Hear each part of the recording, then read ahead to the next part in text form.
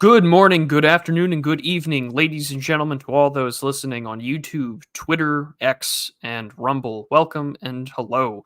Today, I am joined by one of my favorite all-star panel of guests on geopolitics, international relations, including former naval officers, the well-traveled, and those that have studied this for a living. I am joined by Mr. Raging Mandrill, Furius Pertinax, and Semiagog. Mr. Mandrill, how are you doing, sir? Quite well, thank you very much. Awesome. Excellent. Mr. Furious Pertinax, how are you? How's the land down under? Well, the land down under is probably not so great, but I am well. Very much in the Christmas spirit and looking forward to getting back into a bit of geopol. So thank you for the kind invite, and we look forward to getting into it. So thank you, Brood. Absolutely. And last but not least, Mr. Semiagog, how are you, sir? Very well, very well. Thanks very much for having me. Awesome. Well, I think the title itself sort of gives it away for what we're going to be discussing, which of course is talking about the Red Sea, the ongoing Middle East powder keg between Israel, Hamas, the sort of geopolitical reorganization, these sort of alliances of Arab and Islamic necessity between, say, Saudi Arabia and Iran, and the ongoing attacks from the Houthis and their armed forces, treated as a non-state actor out of Yemen, that have been targeting American naval vessels, but alongside that, numerous commercial shipping, to a point where the Red Sea and vis-a-vis the Suez Canal has been effectively shut down and rerouted for traffic to international shipping.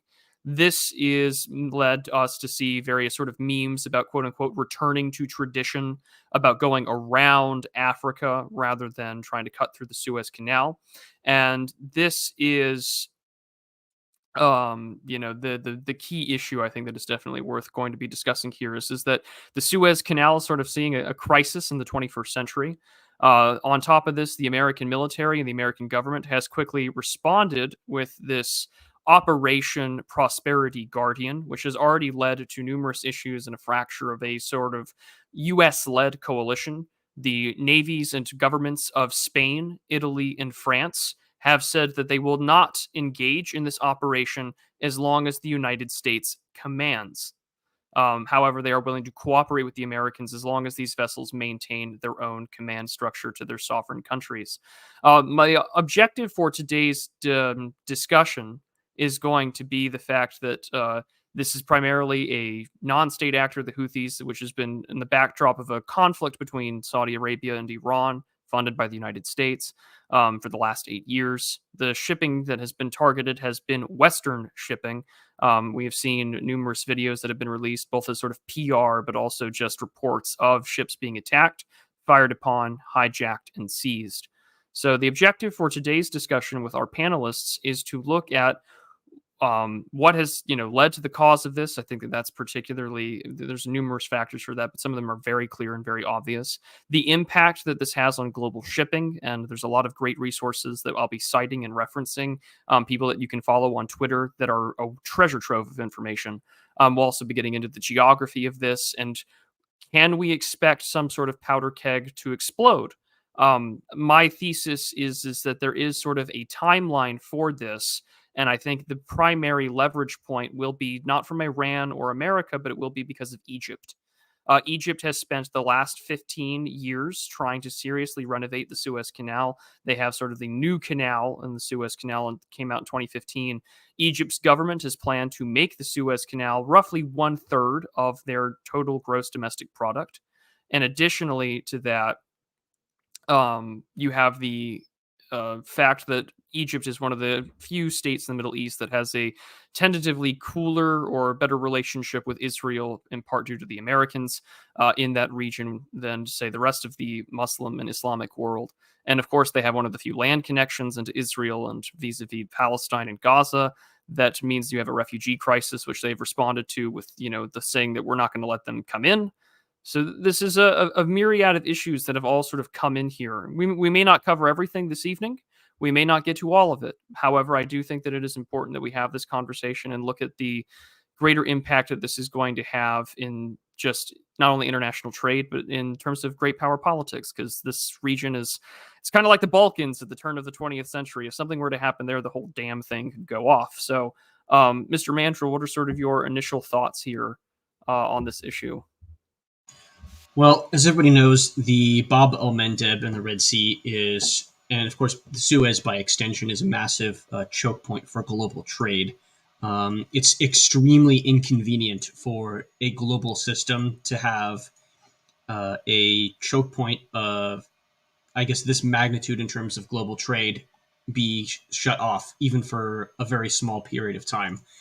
And now it's been at least a day. We'll see how this plays out, but I don't see that this is going to get resolved quickly. So it just, if you have a globalized economy and you can't conduct trade through the quickest and easiest route, going through the Mediterranean and then through the Strait of going through, the Suez, and then going through the Bab el-Mandeb into the Indian Ocean, you're basically forced to go all the way around the African continent, which is, tens of thousands of miles out of your way. So it's exceptionally inconvenient to have this happen for the global American empire. Absolutely. Mr. Pertinax, I mean, both you and Mr. Mandrill have a keen emphasis on the Navy, as well as sort of the with your Italian ancestry and sort of close connections to the Italian side of the international world. I mean, how do you see this moving out, especially as other navies have said, we're not going to take an operation led by the United States. We're going to do our own thing. To me, it seems and indicates that other navies and other military powers in the region are not very inclined to risk getting into a shooting war between nations that they do not have as much tensions with compared to, say, the United States and Iran. Indeed. Firstly, I suppose you're implying that I had relatives in Abyssinia, which, No, just obviously, Italy, but I wasn't. We can get into that. Well, later. we got to think the Horn of Africa is a very important place insofar that it actually creates the choke point, because you got to think the Yemeni coast and the Eritrean coast come quite close together.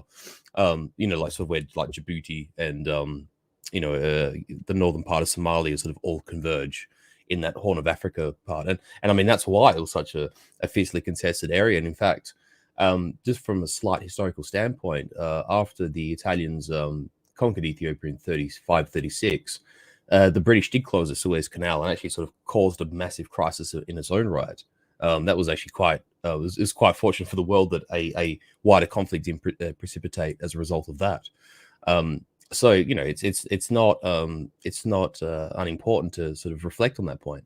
But needless to say, yeah, I will I suppose just to add on to what Mandrill said, the Suez is one of the most probably alongside the Panama Canal is probably one of the most important and time-saving sea routes, or rather sort of canals that sort of create a sea route in the world. You think how much traffic traverses from Europe, and those goods are traveling to and from Asia and the subcontinent, to some degree, Australia as well. I mean, not so much things coming here, but more things going in the other direction as well, because obviously Australia is a massive agricultural exporter.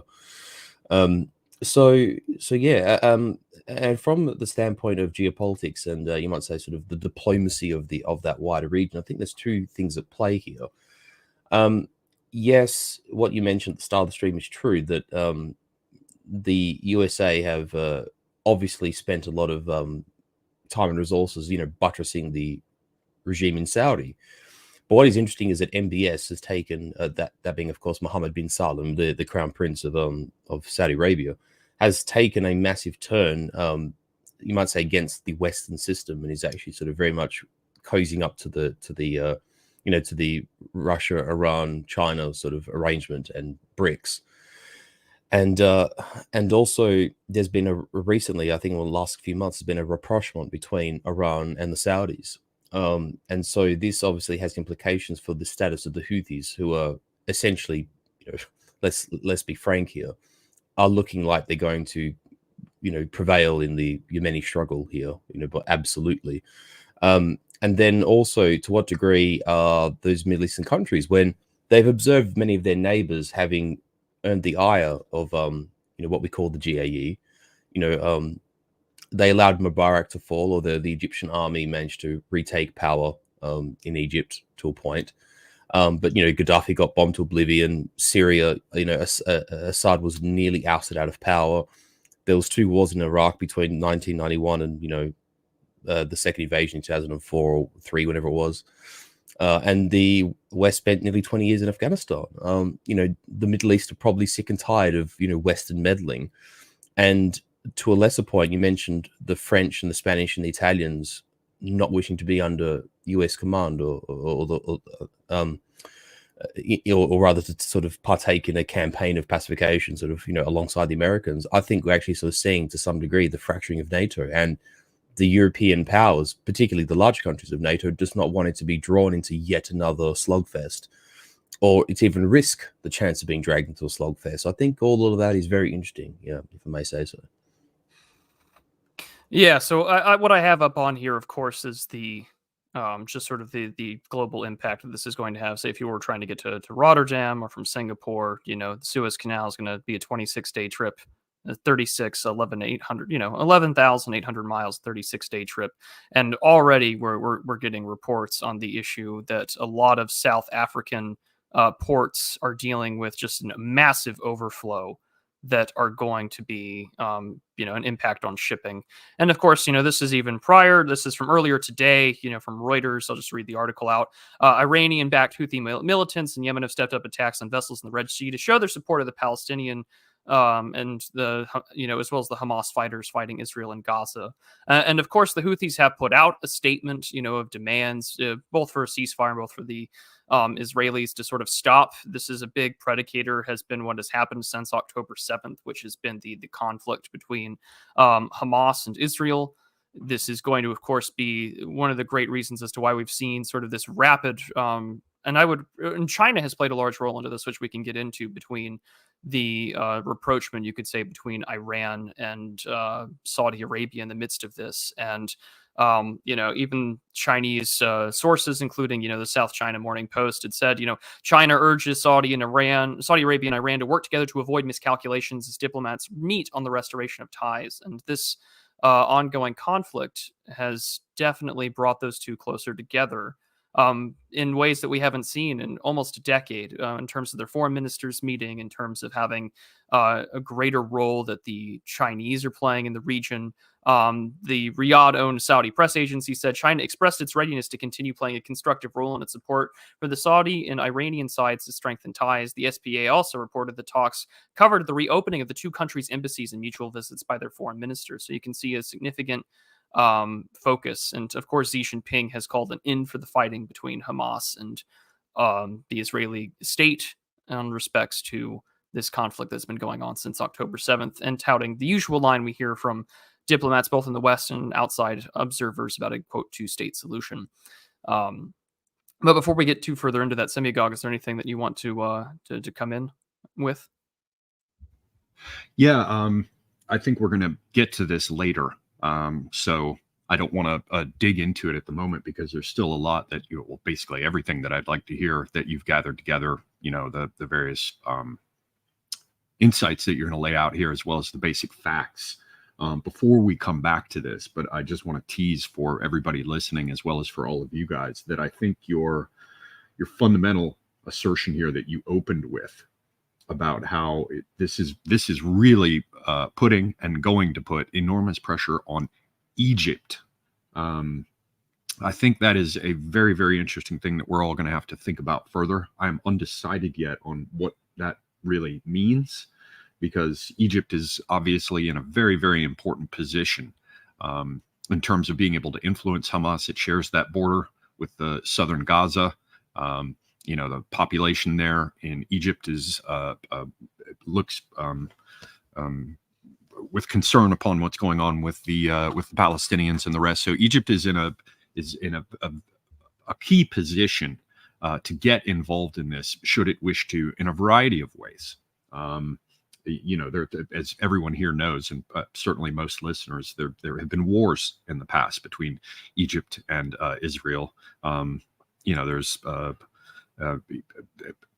long history there of real conflict. They're also, I believe they were the first country under Carter, if I remember correctly, to have a peace deal. with Israel, but there's also the whole pressure on Egypt in order to accept refugees that would be pushed out of Gaza. So I guess all that by way of saying, yeah, this is going to put an enormous amount of pressure on Egypt, but on whose behalf? You know, what will happen as a result of the application of that pressure? What might they be forced to do? That's something that's very, very interesting to me. Otherwise, I just have a question, which is, you clearly are going to cover this. So if you were just about to get into it, you know, tell me to shut up. But who exactly is involved in this operation? You know, Prosperity Guardian. What are the actual countries participating? You know, and what are they sending? Again, if you're going to get to this at a further point and you're still laying stuff out, happy to wait. No, I think that that's a good point that we can definitely get into. You know, we also have other issues as well that I was looking up that are important, that sort of exacerbates the ongoing problem with international shipping. Was, of course, the Panama Canal has some limited passages due to sort of a low water in the current environment. As for Operation Prosperity Guardian, this does include Canada, the United States, the Hellenic Navy, so Greece, Italy, Spain, France, and the United States, as alongside the U.S.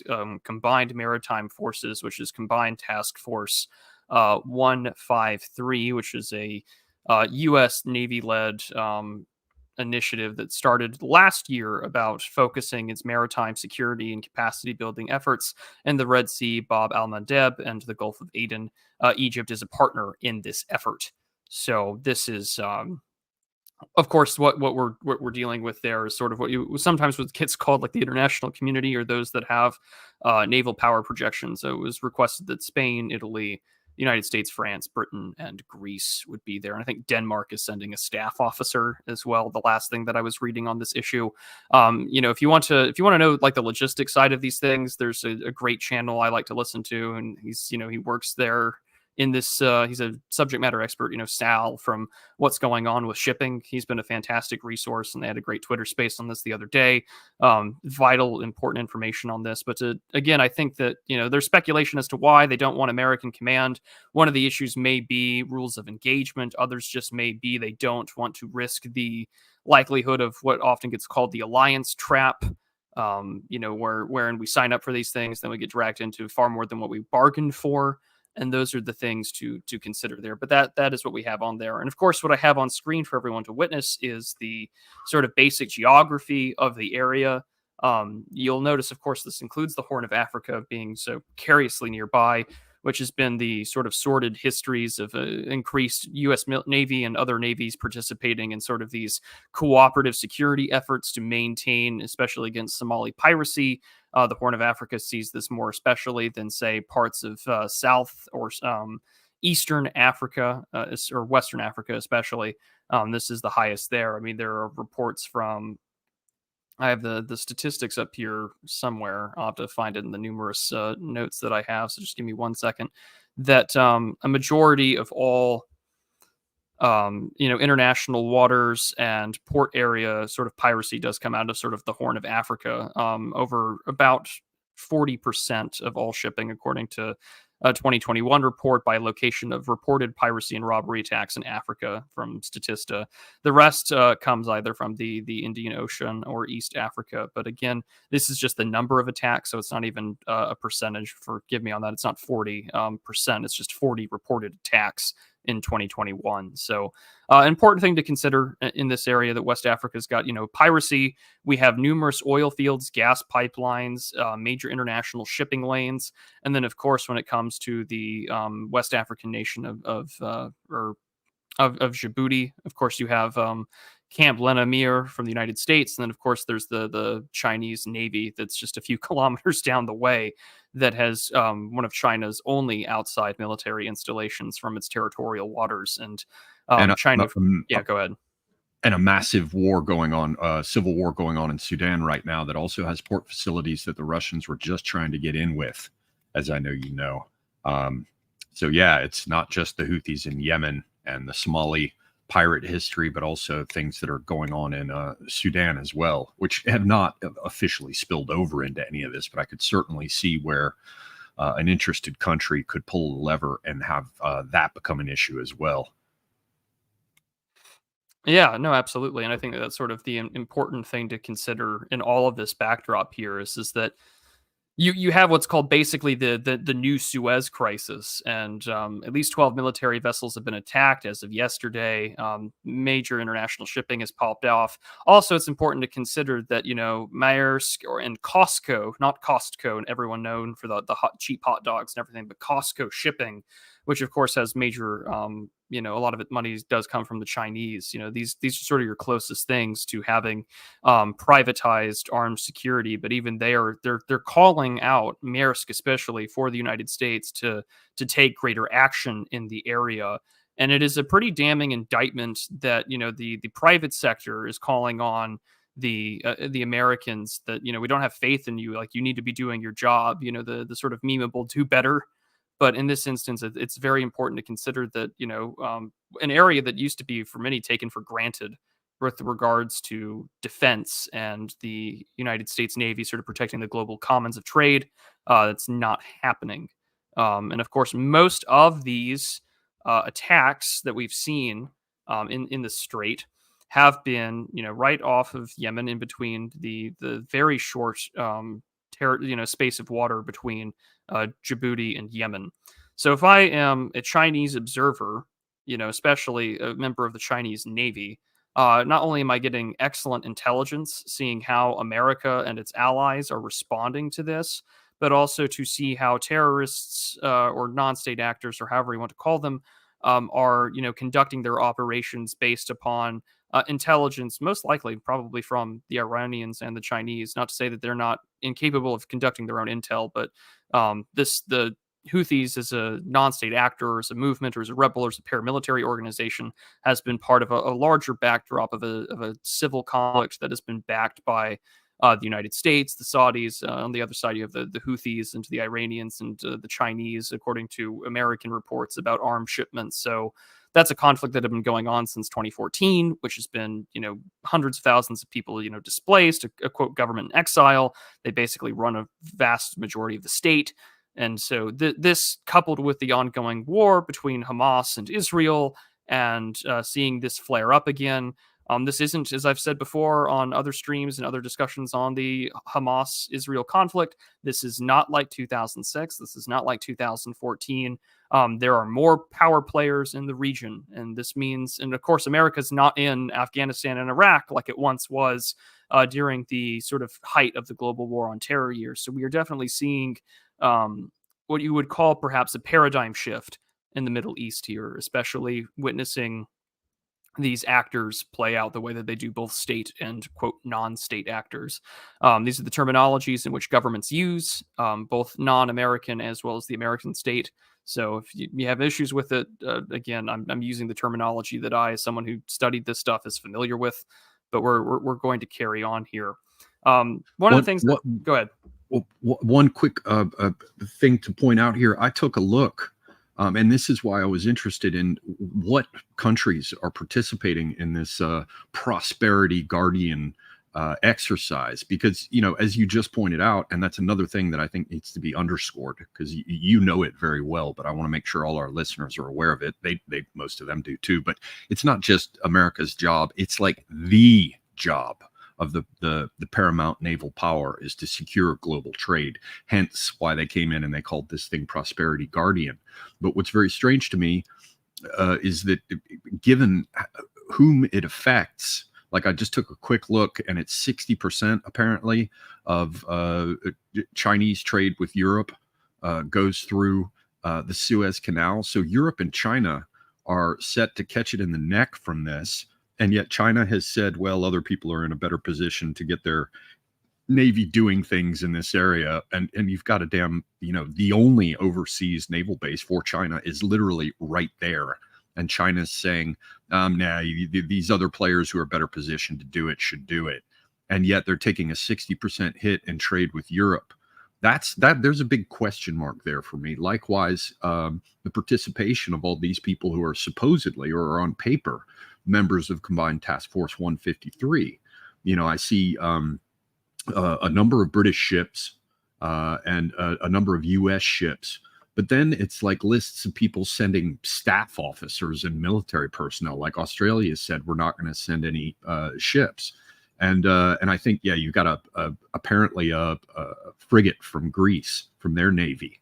So given how this is likely to affect the Europeans, this seems very, very strange to me that there's been such a weak response. And I haven't followed the news closely because I've been busy with other things, but didn't France just tell them to take a flying at a rolling donut?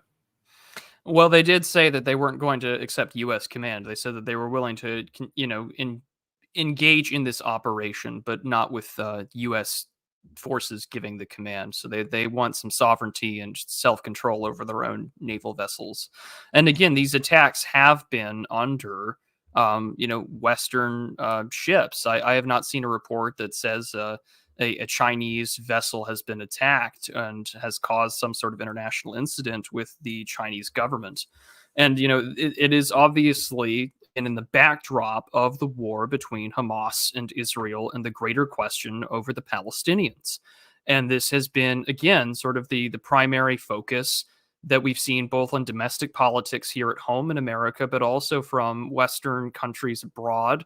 The Canadians have been pushing for a ceasefire. The Americans for Joe Biden, and as much as people want to talk about, say, the Israeli lobby or the question over, certain former defense officials like Mike Pompeo adhering to sort of a dispensationalist foreign policy, that this Biden administration, of course, has been pressuring sort of a more restrained response, much to probably the irritation of the Israelis. This, of course, does come in the backdrop of that this administration, similar to Barack Obama, had ushered in a paradigm shift to what American foreign policy towards Israel has been. We have to understand that the Biden administration, wanted to restart the JCPOA, which of course is best known as the Iran nuclear agreement. The complaints about giving Iran billions of dollars has come out numerous times in American domestic politics about foreign policy. And this is, of course, in the backdrop, I think, of just a new position on Iran between sort of the more democratic, or what sometimes is called blue government, versus the traditional pro-Israel, AIPAC kind of line that, they're our greatest ally and etc. I mean, if you want to get into the politics of it, we certainly can, but it does illustrate that there is, I think that this administration and this State Department is caught in a very precarious position because it wants to maintain, pursuing sort of this quasi-detente with Iran, while trying to get them back up on their feet, so to speak, but also recognizing that it's in an area where the Chinese, the Russians, the Iranians are sort of in a position to have more leverage diplomatically, and I would argue to some extent with some hard power, at least by, harassing and haranguing the Americans, both in Syria as well as in Iraq. And this is on top of the fact that we've been spending billions of dollars and giving munitions that are not easily replaceable to the Ukrainians, but also we've been spending millions of dollars shooting down very low cost munitions from the Houthis that American naval vessels cannot rearm at sea. So, they can shoot the Sea Whiz, they can use their missiles to shoot down other drones and targets, but that costs millions of dollars, and eventually these ships will have to leave, and hence the need to have more naval vessels in the area, not just our warships, but also, the carrier fleets have moved. We've diverted attention away from, the Indo-Pacific, and all eyes are on this part of the world. Mr. Mandrill, as a former naval officer, what are your perspectives on this? How do you assess the situation? Well, it's funny because Semigog's comments there got my brain thinking, especially in regards to China's very non-response to this whole situation. And my gut feeling, and there's a saying in the Navy, in the military in general, I should think, but specifically in the Navy, it's you can give somebody enough rope to hang themselves with, right? And that seems to be what China's response to this is. And when they have the very guarded language of,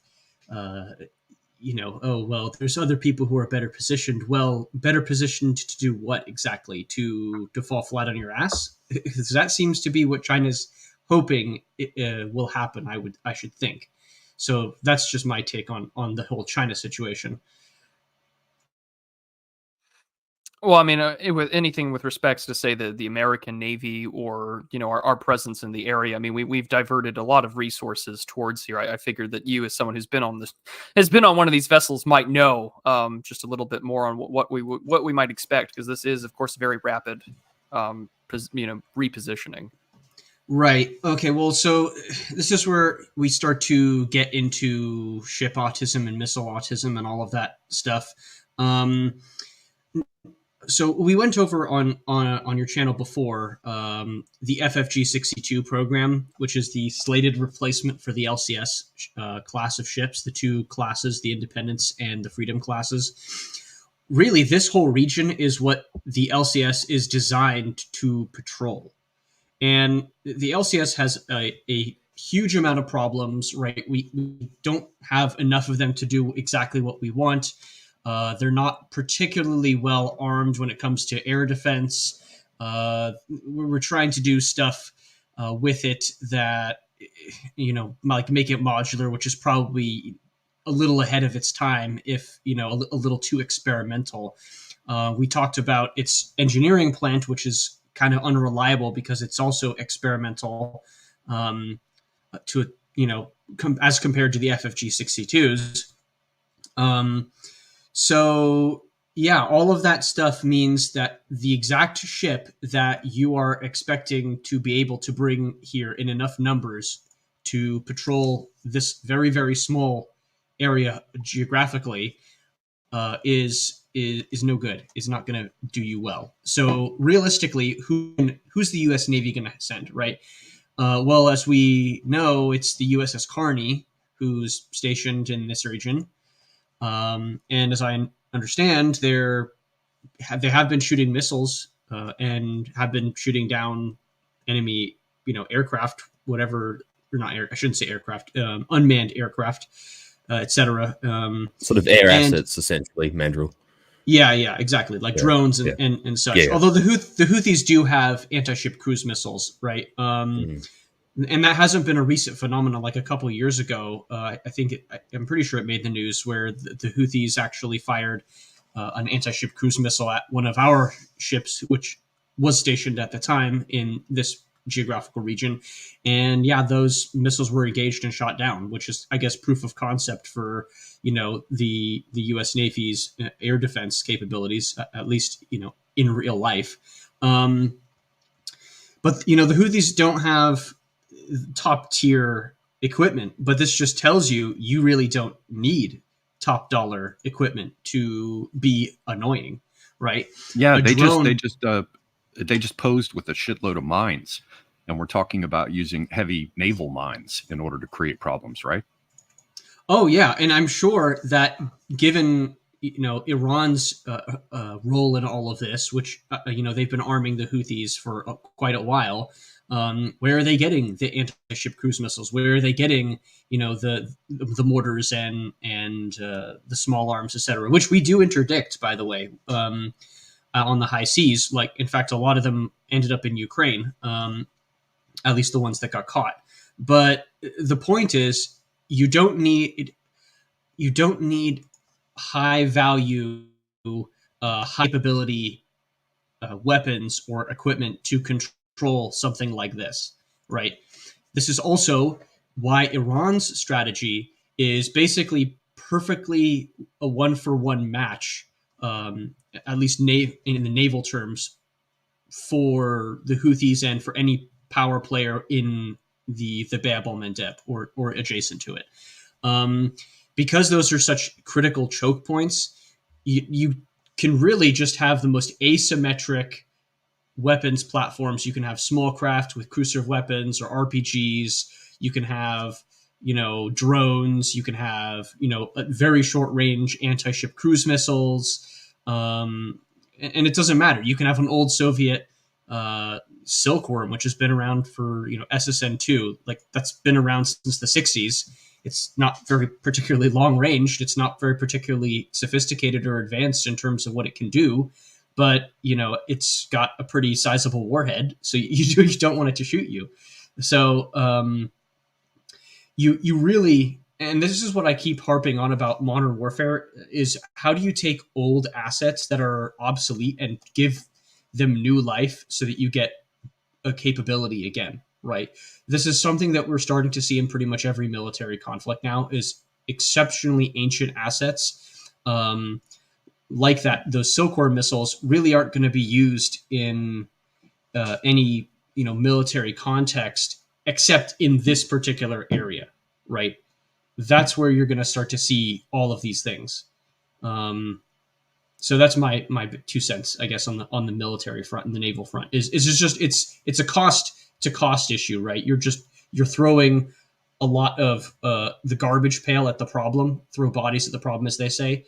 And the U.S. Navy is trying to throw $1.2 million SM2s, and probably even more expensive for the SM6, at the problem, because even if you take like a drone hit that has like a 10 kilogram explosive, if it hits your radar array, right? If it hits your spy radar, then your enemy's achieved mission kill, right?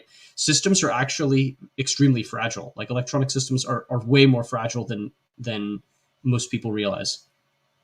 And we have the business of those mines. I mean, one of those goes off, and that's a real crowd pleaser. Like, people will notice that. And I just saw on Twitter recently, I know nothing about this, maybe you do, Mandrill, but it doesn't seem that the U.S. has all that many minesweeper ships. Well, we do, but they're old. They're 40 years old. And the thing with 40-year-old warships is eventually you have to replace them. The closest base that most of them are going to be stationed at is probably, all of this stuff is with connection with Iran, Bahrain. Because Bahrain. It's all in Bahrain, basically. So there's probably a couple, PC craft that we have up there that we might be able to send down to the BAM, but it's just how you have these assets which are supposed to be patrolling Fifth Fleet in the Persian Gulf, and now all of a sudden you need to divert to the Bab el-Mandeb. So you're getting stretched thinner and thinner and thinner on the map. In a place where that straits is called the Bab el-Mandeb, I just out of curiosity checked, and it refers to the Straits of Grief or the Straits of Tears. How fitting. Seems fitting. How absolutely fitting. Well, this, of course, brings us back to, of course, the ongoing war in between, of course, Hamas and Israel. The Houthis have made them very clear. The military spokesman they have, Brigadier General Yahya Sari, was quoted by the Associated Press as saying that the group wants to prevent Israeli ships from navigating the Red Sea, the Gulf of Aden, and of course, this would presume to, by extension, Western ships and those that have backed Israel. So, of course, American, flagged merchant vessels, both merchant marine and shipping groups, are going to be targeted until the Israeli aggression against our steadfast brothers in the Gaza Strip starts. According to the AFP, which is a French news sort of conglomerate, the Houthi rebels have vowed to continue to prevent all ships heading into Israeli ports from navigating in the Arab and Red Seas until more food and medicine is allowed into Gaza. Of course, this is one of the largest east-west trade routes. Israel's Eilat port sees 85% drop in activity amid these attacks on vessels. And this is, of course, coming from 2 days ago out of Reuters. It's seen an 85% drop in activity since the Houthis in Yemen have stepped up their attacks on the shipping in the Red Sea, according to the port's chief executive this last Thursday on the 21st. So again, we're beginning to see this conflict play out in not just a localized, contained area. I think that this was one of the objectives of the American state and the State Department and its military, to sort of keep the war in Gaza is limited and is focused geographically in that area as possible. As we know, the Americans have shot down missiles that were directed towards Israel and towards Tel Aviv and Jerusalem that were fired from Yemen. And at the same time, we have the greater geopolitical picture to examine. And I mean, if we thought Trump had torn up the JCPOA when he was elected into office, I think that the one thing that has definitely been torn up or nearly torn to shreds will be the, quote, Abraham Accords led by Jared Kushner and sort of the American State Department led by the Trump administration. And Jared Kushner was seen as sort of the main pressing figure on this, both with talking to Benjamin Netanyahu, Mohammed bin Salman, and other Arab states in the area to sort of get this Arab-Israeli coalition in the ongoing pursuit of that coalition against, say, perhaps the Iranians and the Russian and Chinese interests in the Middle East, but just also the greater former Soviet states, satellite states as well. So, we talk about these sort of old standing diplomatic policies. I mean, it's the same thing with, say, America in Taiwan. We've been, the Taipei communique has been sort of shredded up with Nancy Pelosi's visit. Our rhetoric, of course, has rapidly changed. And by we, I mean the royal we. It did, I love the American people. I have a lot of other fun words to say about the American state, but that's for a whole other discussion elsewhere.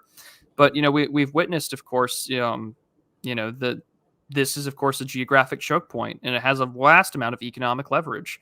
The Eilat port for Israel sits adjacent to Jordan, its only coastal access point of Aqaba, and it offers Israel a gateway to the east without needing to navigate the Suez Canal. But that port's seen an 85% decrease in economic activity. And on top of this, you have Egypt, as I mentioned at the beginning for my thesis, on why I think Egypt is going to play a large diplomatic role in this. I'm going to share, was a wonderful report that had been put out with respects to the Suez Canal, past lessons and future challenges. This was published earlier this year in 2023. It's just a great collection of data. And I think that we can take a look at, say, the Israeli connection to the canal area. So I'm going to go share my tab, and I'm going to read a little bit of this, and then we will continue on with this discussion. So I'm going to share my screen here real quick. So here we go. So yeah, the Suez Canal, past lessons and future challenges, and A. Soffer. So this is a map from Soffer and Burkowski, 2014, Suez and oil connections in here. We can definitely get into the oil and gas pipeline situation as well. Semyagok and I have talked about this extensively in the past. But you have gas fields outside of the main port cities. There's the Gaza Strip, Port Said, Alexandria, and of course here's the Suez Canal with numerous pipelines in here.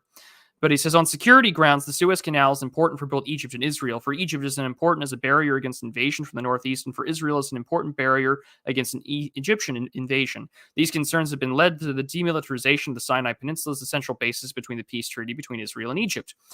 Twice, Israel reached the banks of the Suez Canal, the first time in the 1956 Sinai War, the second time following the 1967 Six-Day War, to the evacuation of Sinai in 1982, following the signing of the peace treaty with Egypt.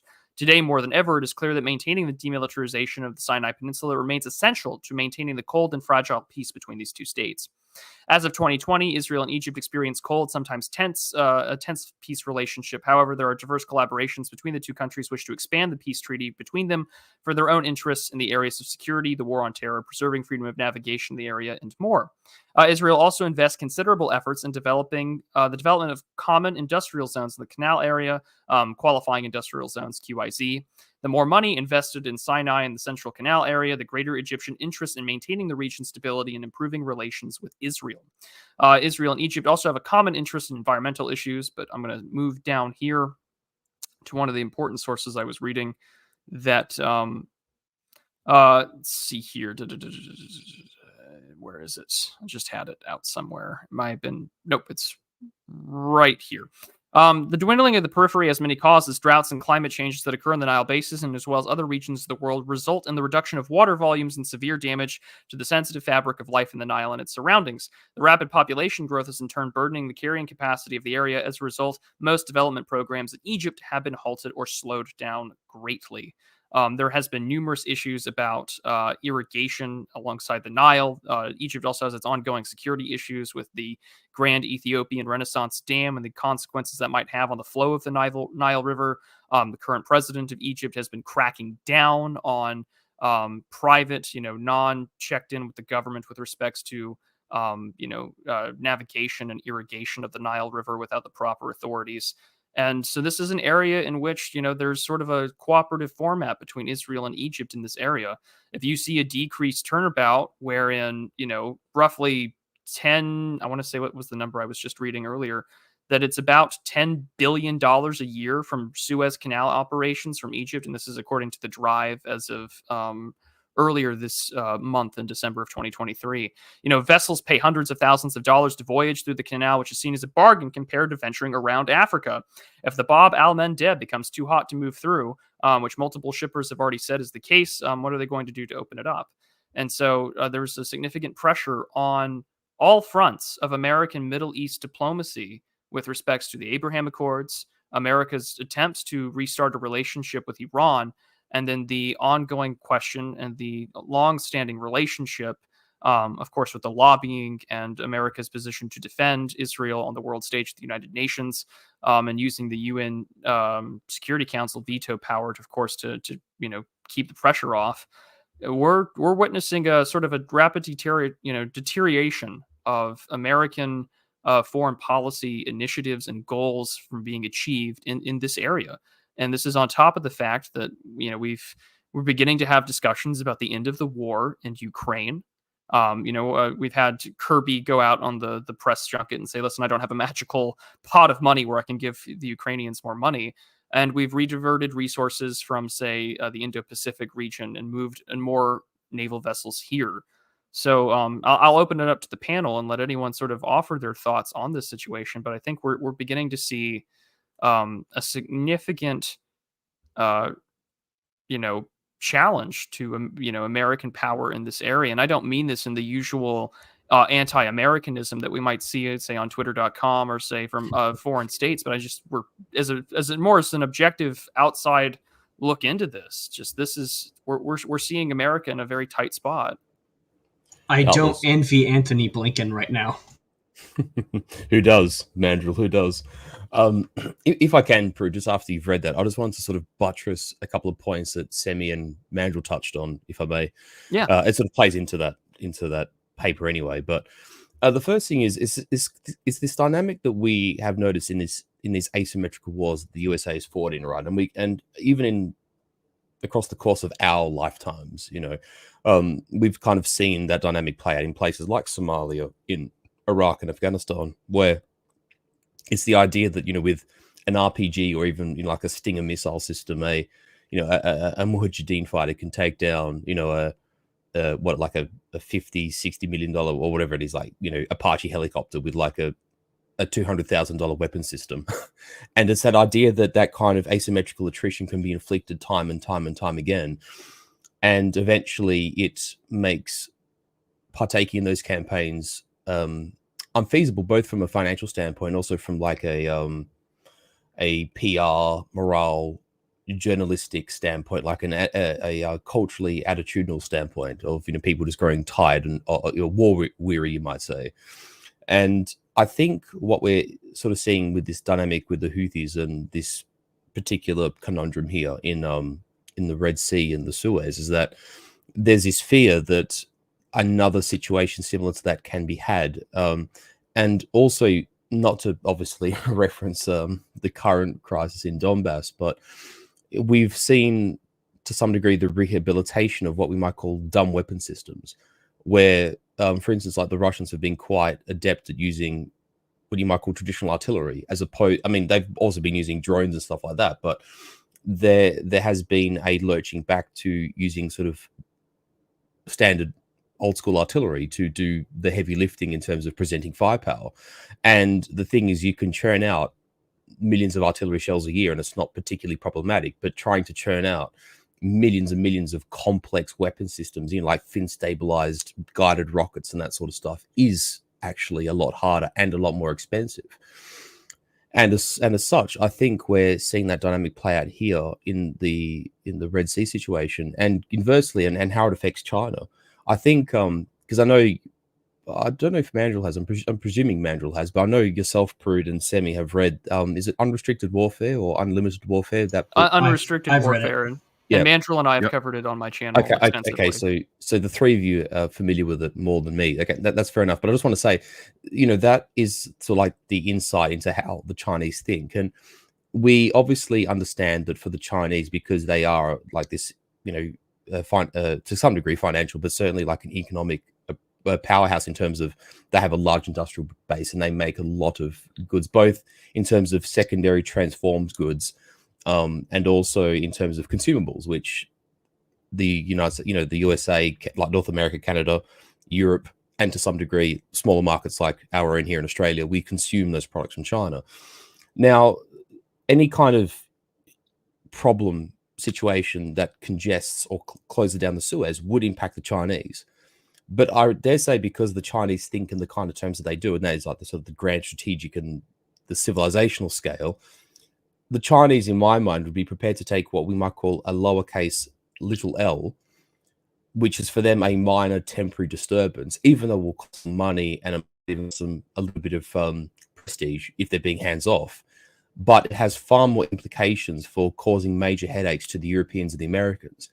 And in my opinion, in my humble opinion, the Chinese would be willing to make that trade-off. Is if this can cause a major headache for Israel, if it can cause a major headache for the Americans, if it can threaten Western hegemony of this area, and certainly this idea that the free lanes of trade are sort of essentially overwatched by the American Navy and the coalition of the willing, if I can use that term of phrase, that for the Chinese that will result in a long-term victory. It actually leads them towards a long-term consequence which they would consider favorable, and I think that's probably worth reflecting on momentarily. I dare say that the Chinese have probably thought of that in some way.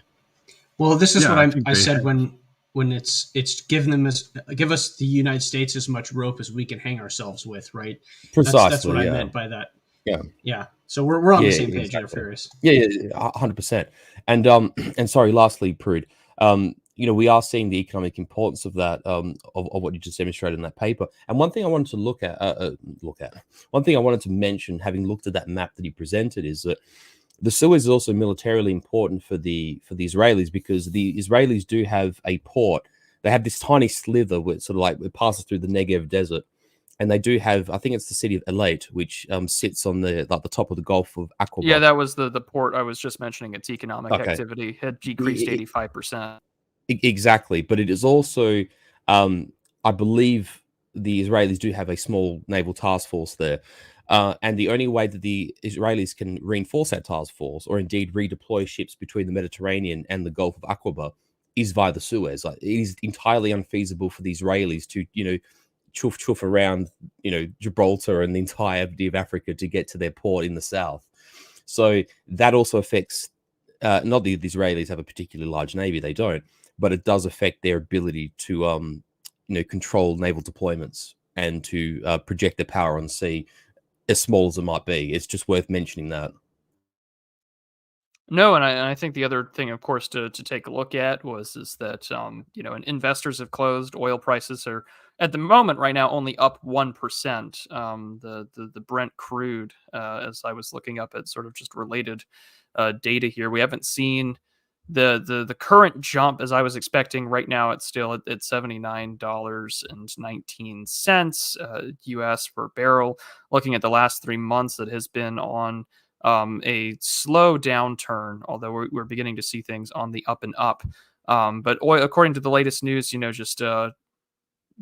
oil futures prices posted gains over 1% on Friday amid disruptions in the Red Sea due to the ongoing tensions in the region, which poses a challenging geopolitical scenario for maritime security and global fuel trade. Several shipping companies, such as Germany's Hapag-Lloyd, Hong Kong's OOCL, have decided to avoid passing through the Suez Canal during increasing concerns in the Red Sea. BP has also halted oil shipments, implying a logistics delay in the fuel. Additionally, according to the source, the United States has, Washington has established a dedicated task force, of course, to safeguard, which is what we're talking about today. So whether or not we see an increase in fuel price immediately, American oil production has increased over the last year. However, we've also have ongoing tensions in the region, and we also have to deal with the obvious of America's also done a good job at depleting its strategic reserve over the last over the course of this administration. So the oil situation in America could get rapidly so, by the way. Yeah. Markedly so. It's not been like a small release of the strategic reserve. It's been a considerable release of the strategic reserve, one that's been built over several decades. And they've basically opened the majority of it in what, like 3 years, 2.5 years.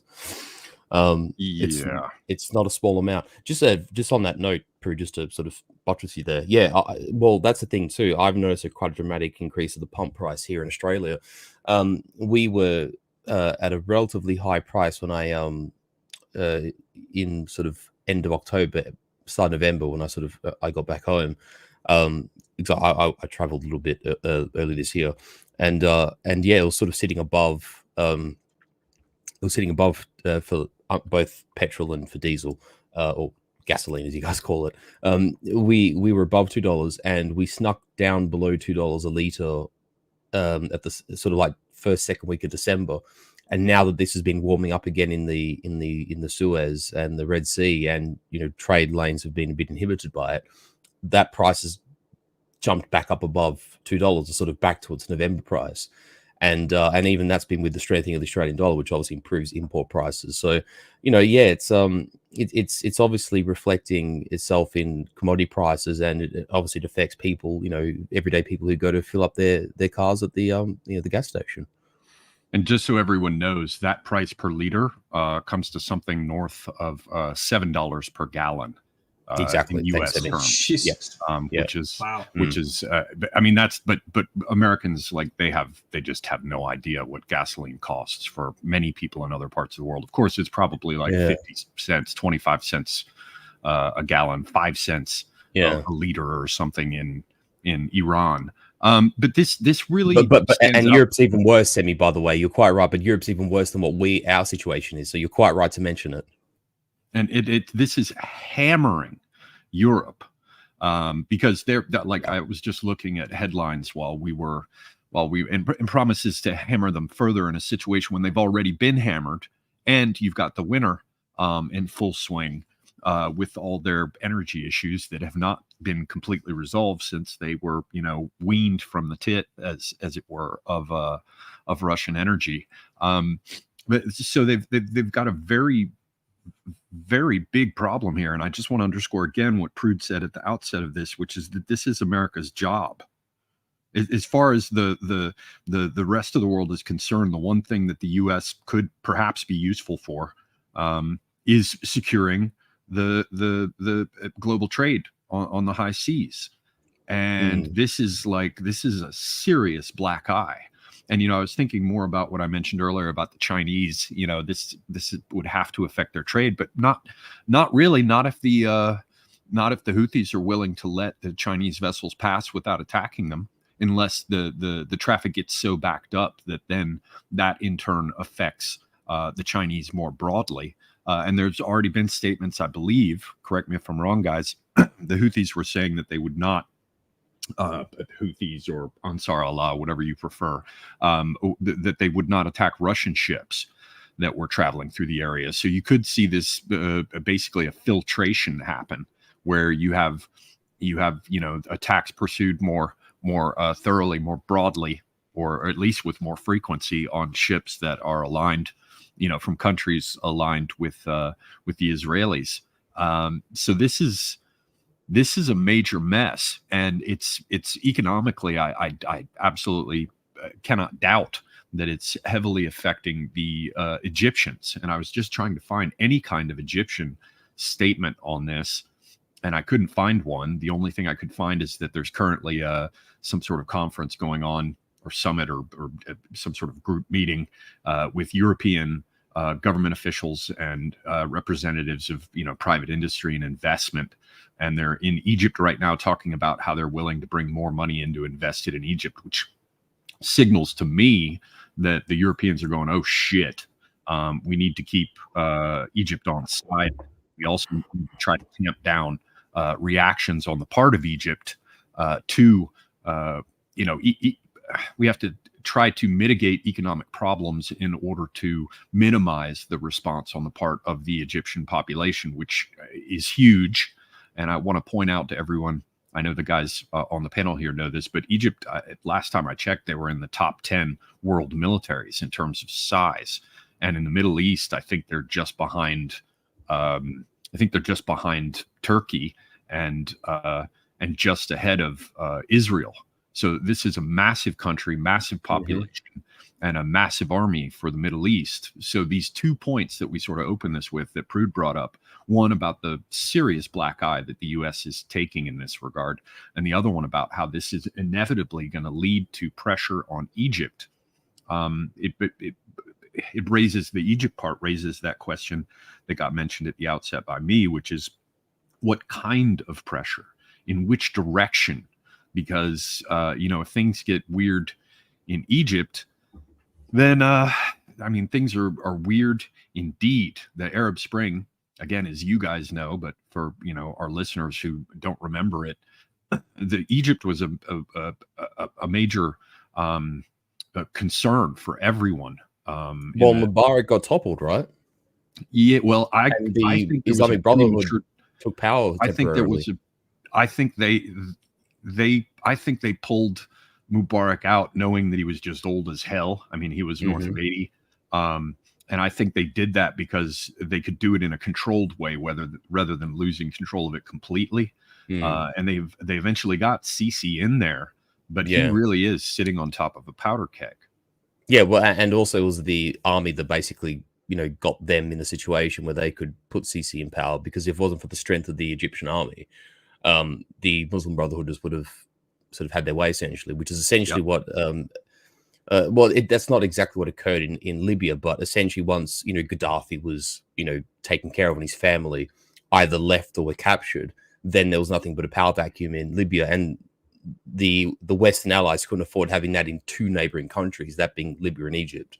And thankfully for both the Egyptian citizens and I suppose for the Western allies to a point, the Egyptian army was sufficiently strong to restore order, which was not the case in Libya. Well, this sort of brings us now to the main question for this evening, of course, which I think is where does the leverage go, or how does the levee break, so to speak? I mean, earlier, this week we had seen calls from on British news, both on Channel 4 and on the BBC, from advocates and experts, which, experts can be can be both a compliment and an insult, saying that, the United States may have no choice but to attack Iran. The question, of course, is now we've seen a mobilization of Iranian naval vessels in the region. There are Chinese vessels that are out. And if I were a Chinese naval officer, I'm getting real-time intelligence to see how the Americans react to these ongoing threats and the ongoing tension. And I would be taking close notes, considering, the Americans are very public about their discussion over the Davidson window and how to conduct policy towards Taiwan. But additionally to that, from what I have been reading, of course, and this is just earlier today from the United Nations Security Council had passed a resolution calling for steps to immediately increase Gaza aid. The text adopted calls to create conditions for a, quote, sustainable cessation of hostilities, stopping short of a demand for an immediate ceasefire due to American opposition. The resolution calls for urgent steps to an immediate allow safe, unhindered, and expanded humanitarian access to create conditions for sustainable cessation of hostilities. The resolution was introduced by the United Arab Emirates with 13 votes in favor and 0 against. The United States and Russia abstained, with, quote, the former explaining that the draft failed to condemn Hamas, while the latter argued it failed to call for an immediate ceasefire. Russian ambassador to the United Nations, Vasily Nebnezia, sought to have an amendment added at the last minute that called for an urgent and sustainable cessation of hostilities, dropping the phrase about creating conditions toward that end. This language was used in the original draft of the resolution submitted on Monday. The U.S. opposed the language. U.S. Ambassador Linda Thomas Greenfield exercised her veto power to block it from passing on Friday. As she raised her hand to vote, the bracelet given to her with the daughters of one of the Israeli hostages in Gaza was seen on her wrist. So we can obviously see the international alliance sort of game play out here, and the emphasis of the, quote, special relationship between Israel and the United States, and the amount of lobbying and efforts that go in there as well. If people want to know more about that, they can read John Mearsheimer and Stephen Walt's 2008 book, The Israel Lobby and Its Impact on U.S. Foreign Policy. It's a pretty good and objective read. And again, those two gents are pretty liberal. I mean, Mearsheimer was pro-Bernie. He's anti-Trump. And yet they can still have a pretty objective analysis on the relationship between the United States and Israel on this. Looking towards Vessel Finder, there's still quite a few ships trying to get the hell out of the area. And this sort of, again, looks at the question of the United States is rapidly trying to respond to restore global credibility. I was listening to Sal and Huntsman yesterday's on their Twitter space, and that the United States Department of Transportation has not been giving emergency updates. The last one they said was 10 days ago with respect to the United States Merchant Marine. And so, you have American sailors out there that aren't service members in sort of the traditional armed forces sense, but also American shipping people that are not having the Department of Transportation give them the proper update on where to go and how to get the hell out of there. This is a damning indictment of Secretary of Transportation Pete Buttigieg. Not that any of us on this panel have any expectation for him other than to traffic children under the guise of adoption. But it does illustrate that this was to me, it seems as if America is in a position where its pants are sort of pulled down and it's trying to get them back up and get the ball running again. But whilst the trips over its ankles. Yeah. Yeah. I mean, this just goes to show you, and where's the leverage? Semigog was asking where the leverage is, and I think the leverage is probably with Iran here, or Russia, I should say, Russia and Iran together, because realistically, what's the best way of closing off a strait or a confined body of water? Well, the answer is from both ends, right?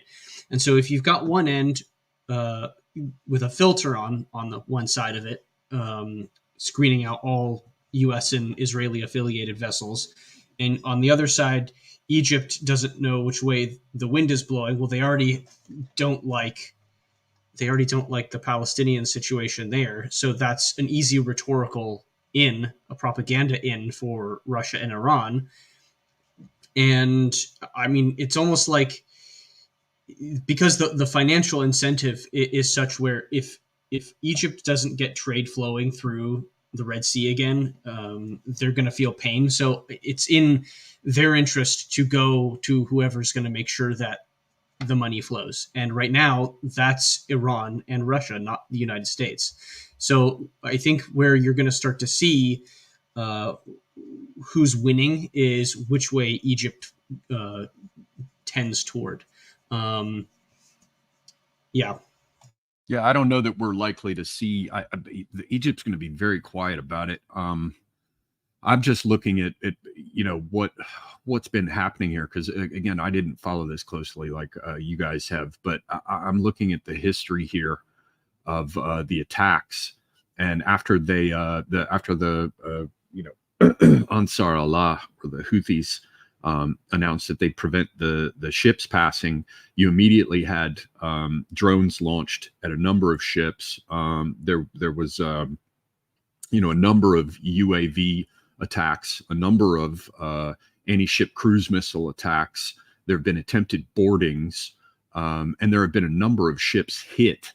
And this is what we hear about. I mean, it has to be emphasized here that it's definitely in U.S. interests. It's in Israeli interests. It's in European interests. It's in the shipping companies' interests to downplay this as much as they possibly can.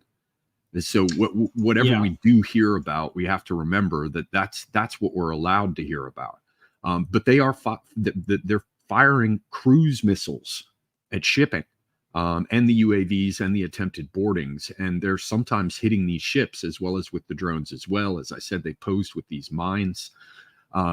So just raising the prices, increasing the pressure on Europe, and increasing the embarrassment for the United States, and increasing pressure on Israel as well.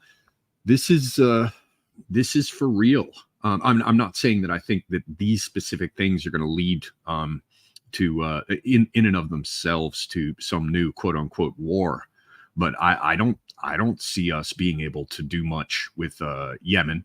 And the Saudis have already done their best to try to get in there and do what they can with their military forces, to little avail. And it's so what can our ships do off the coast? We can provide a certain, and this is where Mandrill will know far more than I, but I would guess that they can provide sort of screens in limited areas relative to the positions of the vessels against aerial attack. They can do vessel interdiction, and they can shoot boats out of the water if they try to do boardings.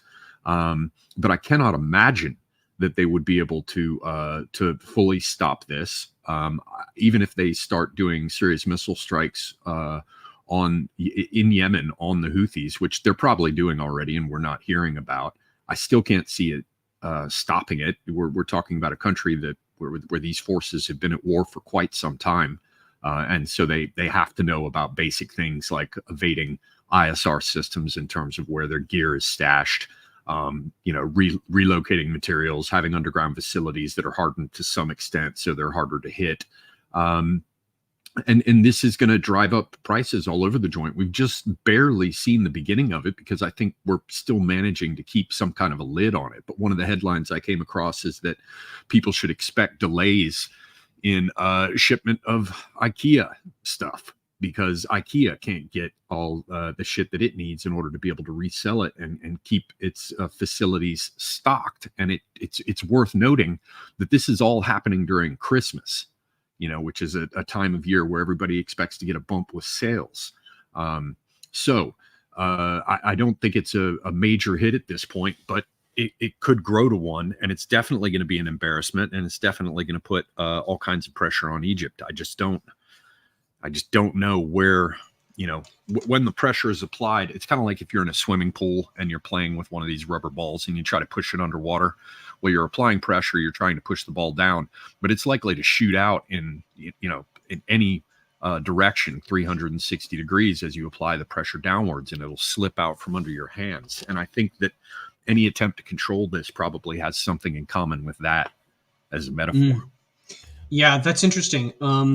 I was just going to simply say, well, if you were in Russia or Iran shoes and you wanted to basically have Egypt resume payments, right? Really, a lot of this is dependent on the response of the United States, right? If the United States cannot get its response to be effective, if they can't get it to be organized, and they can't actually stop the attacks over a substantial period of time, like let's say 6 months, maybe a year on the longer end, then if you're Russia or Iran, all you have to say is, okay, Mr. Houthi rebels, you're going to stop these attacks or you don't get any more weapons shipments, right? And that's the lever that you can easily pull to the Houthis. And by allowing, basically, you're proving that you have sovereignty over the region, right? You're simply saying, okay, I have the power and I can make these rebels do what I want.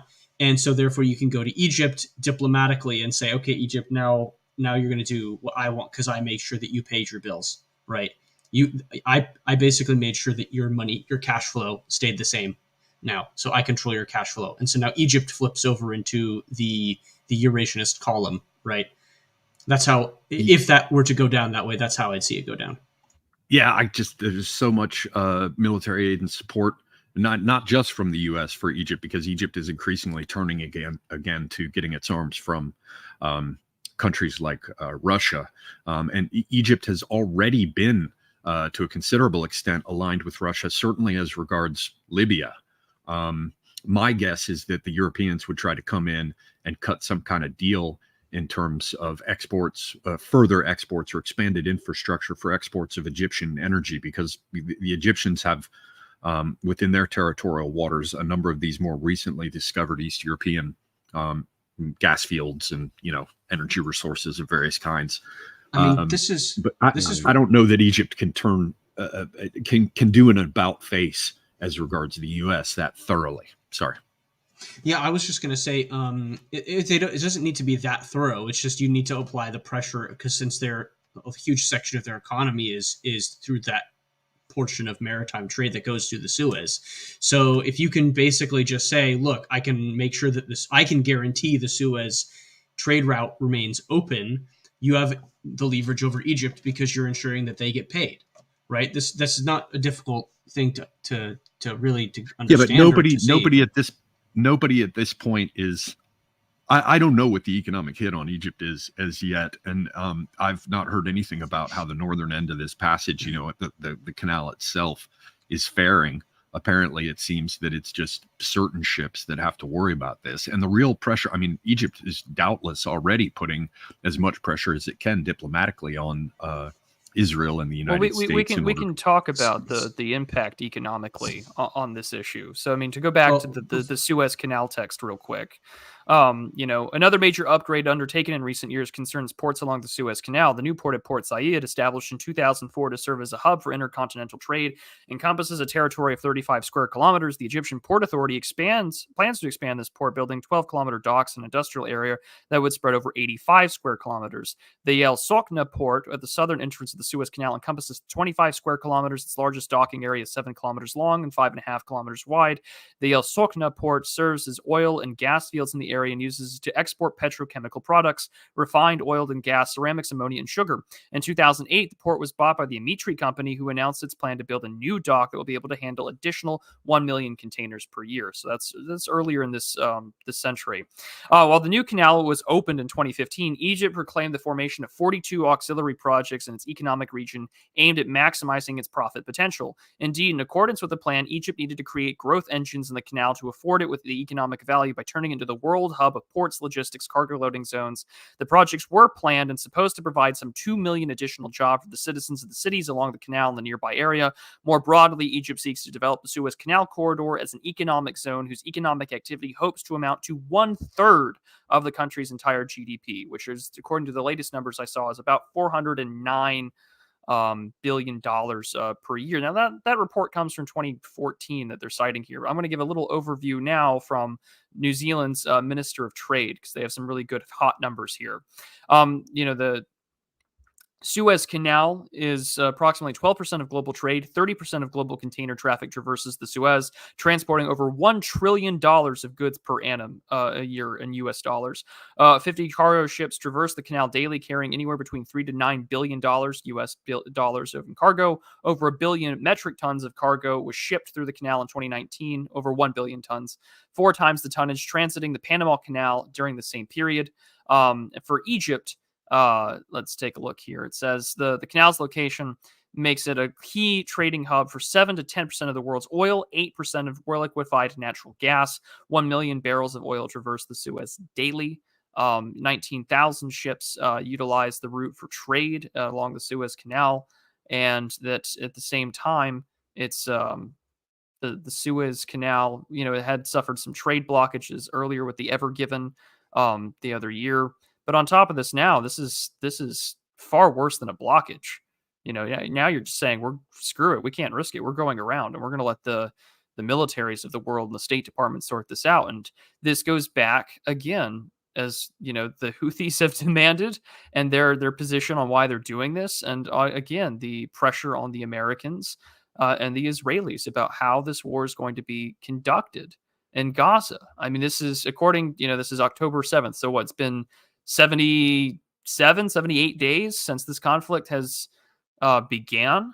Thousands have been killed, and I'm not seeing that conflict coming to an end. This is an effort through both force and by, of course, choking off and pinching an artery, trying to bring that conflict to an end. I do not see it stopping right now, and I'm curious to hear your thoughts, panelists, as to what that means for both trade, but the ongoing situation in Israel.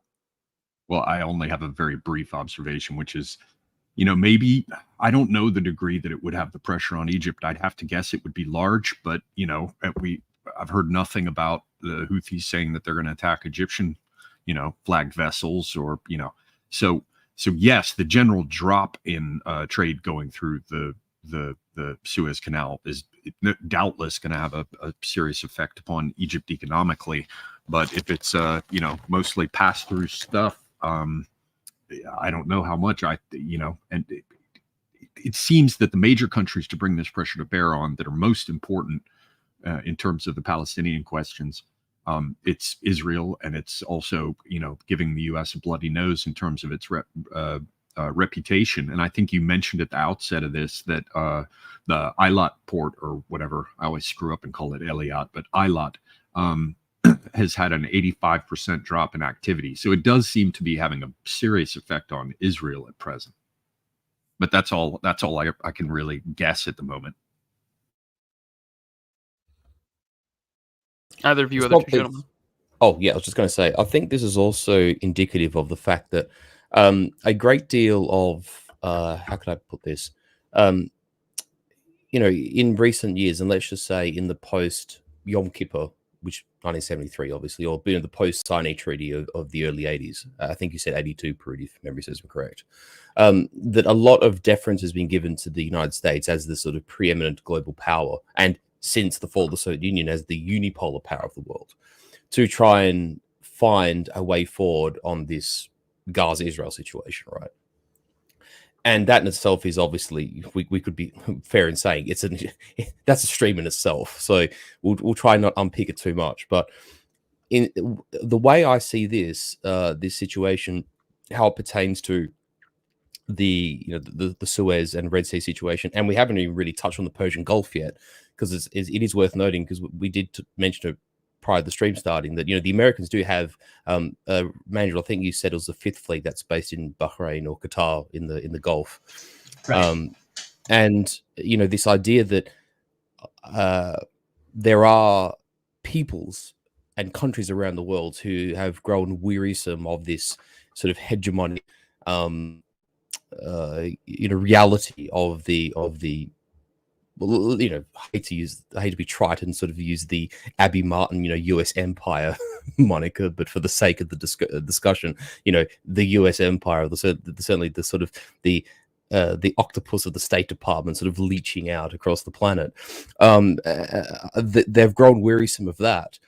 And I think that's also indicated by this rapprochement between Iran and Saudi to some extent. It's a case of, well, heck, we'd rather join this bloc that actually has a unified vision about how to proceed than dealing with the Americans who will do an about face on you 5 minutes later. 1 minute, Tony Blair's taking photos with Gaddafi, and the next minute, half of Gaddafi's armies in smithereens have been, obliterated by airstrikes by British and French fighter planes. They don't want to run that risk, or they don't want to find themselves in like an Assad situation, for example. And so I think that's been influential in that respect. And also how this applies specifically to Gaza is that the Islamic world has, to some degree sort of hoped or waited or whatever for some kind of resolution to it. And it's just been kind of, the can has been kicked along because essentially the Americans are in this sort of no-win situation. They will never be able to please the Arabs in the Muslim world, and they'll never be able to please the Israelis at the same time. There's really no way for the Americans to win in this sense. And it's only degraded their reputation and prestige in this way. And I interpret it as, this is the Islamic world. This is sort of the Muslim Middle Eastern sort of group of nations actually attempting to exert control of their own affairs and basically say to the Americans, well, we're actually kind of tired of your meddling. We're going to sort of in some way or another impose our own, influence on this situation. And I think the fact that the Houthis themselves actually specifically mentioned the Gaza situation really jumped out at me personally. I mean, I could be mistaken, I could be wrong, but that's just my take on it in terms of the Houthis via Gaza. Well, I think an important thing to consider too is that sales to Algeria and Egypt account for nearly 90% of Russian arms exports to African countries, according to a report this last November from Andalau News that was just reporting that 34% of their arms imports respectively came from Moscow. I think that does illustrate also that Egypt had kind of gotten in some diplomatic hot water with the United States earlier this year, back in April, about potentially supplying them with rockets with the ongoing conflict in Ukraine. Of course, the Americans had a discussion with the Egyptians on that issue, but it does illustrate that there are like primary order effects, and then there are secondary order consequences. And I mean, even in America, we've seen, and Semigog has talked about this, where the opinion of Benjamin Netanyahu has radically changed, where like Judge Napolitano can be on TV and talk about these sort of left libertarian talking points about, it's Netanyahu that has to go. And I mean, even in American newspapers like the New Yorker, bad Uncle Bibi, That was unspeakable 5 I years mean, ago, right? they're even the right wing critics of Netanyahu do not view him favorably. Like Benny Gantz has far more of a higher approval rating than Benjamin Netanyahu, and according to the people that they're interviewing, or this article came out in December 8th, that Prime Minister, is the lowest he's seen in about since 2009. But in the questions that they've been asked about Likud, and if his party loses 50% of the support, the coalition's got its issues. They had 64 out of the 120 seats at the beginning. They're down to 32, and according to the Israeli Democracy Institute, there are record low levels of trust in the government, and his personal ratings have gone down to where if you ask who's more suitable to be prime minister or Benny Gantz, prime minister gets 25%, Benny gets over 50. And he's the retired army general who's part of the wartime coalition. And the other question that's been asked since the war, do you want Netanyahu to resign? And we have said between 70% and 75%, depending on different surveys, where they say they want him to resign. And this is also in the backdrop of the, quote, judicial reforms that were being pressed on that would have probably given Netanyahu a tighter control of power. He's one of the longest serving members of being both prime minister, but also just part of the Israeli government in general, and serving as both a lobbyist and, serving Israel's interest in both America and abroad. Semiagog, you had interviewed some individuals inside Israel not too long ago. I mean, what's sort of the inside political situation there? It seems that the Israeli government is the blue and white coalition that Netanyahu formed after the attacks in early October, enjoys broad public support. They don't want to change horses in midstream. There are a lot of people who are deeply unhappy with Netanyahu, but even the Israelis that I talked to acknowledge that he's a slippery figure, and there's absolutely no certainty that he won't be able to survive this. Of course, this is probably the biggest challenge he's ever faced, but he enjoys it's still overwhelming popular support in prosecuting this quote unquote war. But there do seem to be factions. There are a lot of people who are tired of Netanyahu. As you guys know, he's been forced into coalitions with groups that were normally kept at a distance from power.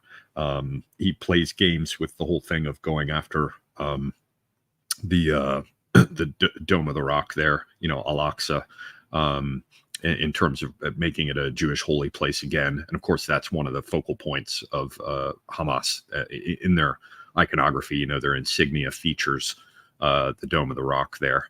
And so that makes it a general Muslim issue, or an issue for the Islamic world, the Muslim world. But yeah, there are definitely factions there. One of the major dividing lines that they confirmed is this sort of globalist rainbow dildo utopian kind of group. And then the more hardline nationalist Israelis on the other side. But at present, those divisions have been sort of, temporarily plastered over in order to keep this fight going against Hamas. Yeah, I mean, wartime leaders tend to stay in as long as the war goes on. I mean, as soon as you see a drawdown, there's usually a swift exit from leadership, electorally speaking, at least in democratic systems. Whether or not Benjamin Netanyahu will answer the calls of his voters or seek another coalition to stay in power, Lord only knows. But it does illustrate that this is in the backdrop of the quote reforms, a tenuous situation with the coalition government, and changing perspectives on America as well. And you see this changed position on the issues of quote Zionism, but also just sort of the Palestinian question as well. And inside the United States, I mean, there's been an ongoing, I think, fight inside of the U.S. State Department. I mean, we saw this earlier throughout the month about, or just since the conflict has started, about State Department staff and advisors having what was called an internal rebellion of sorts about the issue of over Gaza. The Reuters was reporting this back in November. Dissent over Gaza, and Antony Blinken just simply saying, "Hey, we're listening," and that there's been an internal dissent channel to where diplomats and staff can raise concerns about issues with the Secretary of State. That's been around since the Vietnam War, but the criticisms from internal State Department employees has just been that the Israelis are the ones that we need to be rebuffing here, not necessarily the Hamas or Gaza. The situation always seems to kill more Palestinian civilians.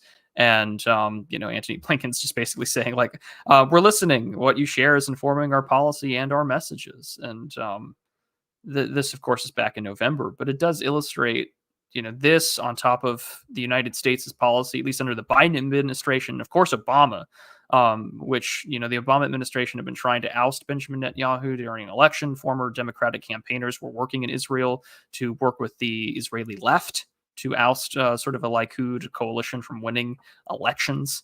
So we're seeing no strong men at the captain's wheel or in the captain's chair in the American government right now. I think that's abundantly clear. And if they are, then we don't see them, which is even more concerning.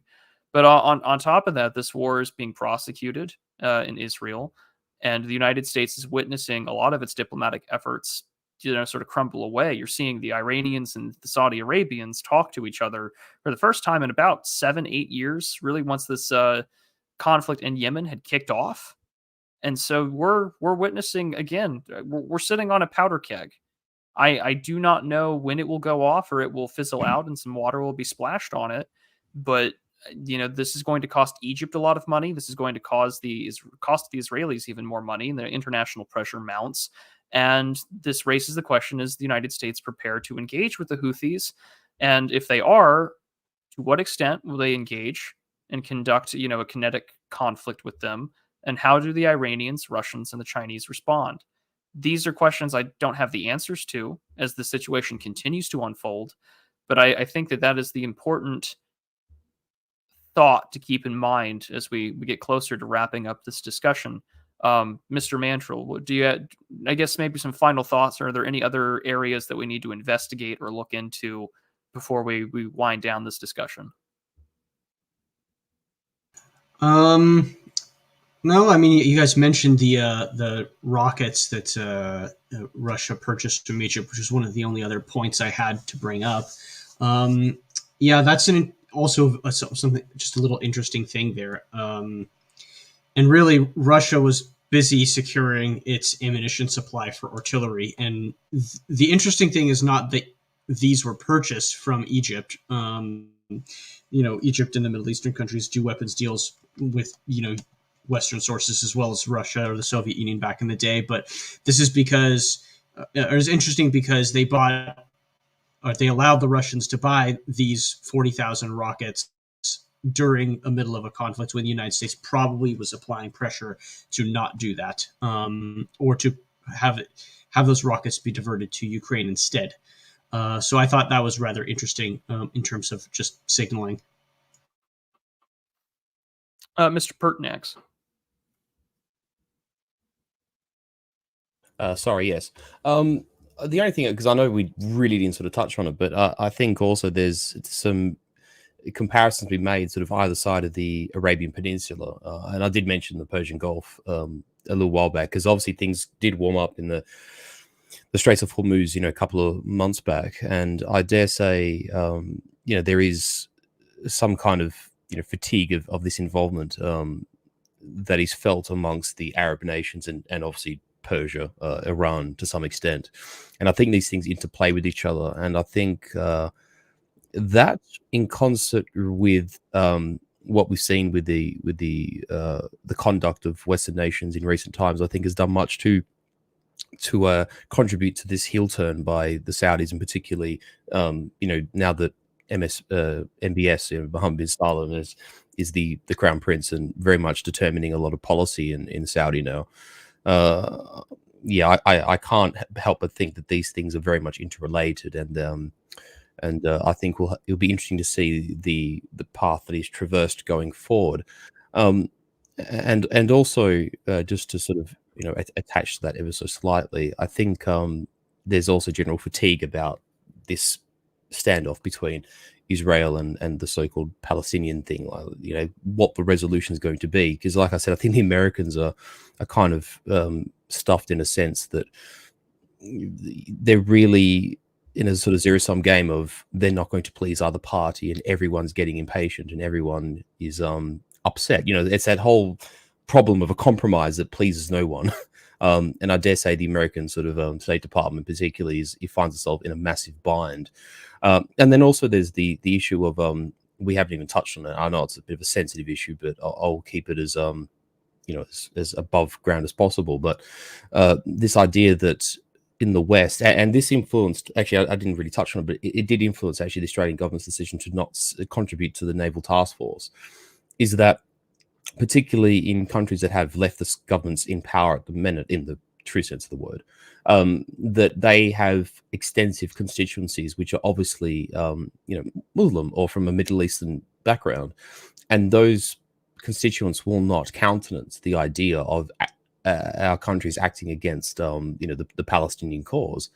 And so I think that's definitely been a contributing factor, because I mean there are whole you know, parts of, you know, Sydney and Melbourne, for instance, and probably even Perth to some extent, and even Brisbane, who you know, would be in uproar if Australia contributed to a task force that, you know, was seen to be contributing to this sort of Gaza crisis.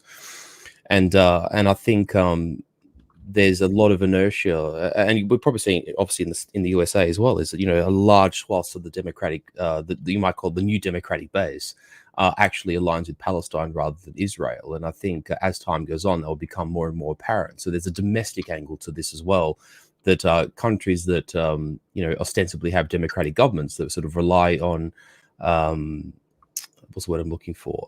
That sort of rely on legitimacy that's derived from the ballot box.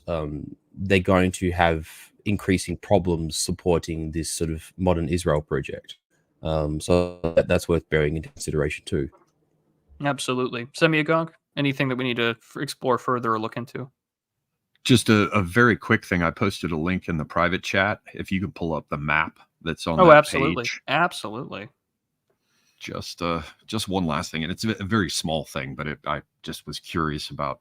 The maps you said, or just the article? If you open the article, there's a map shown, and that's the main thing that I want to get up on screen. Because basically it's the AA article right here. Yeah, I'm not seeing a map. Scroll down. Oh, really? No map here. Let me refresh the page. Let me see if I can get it. No, I'm not seeing one.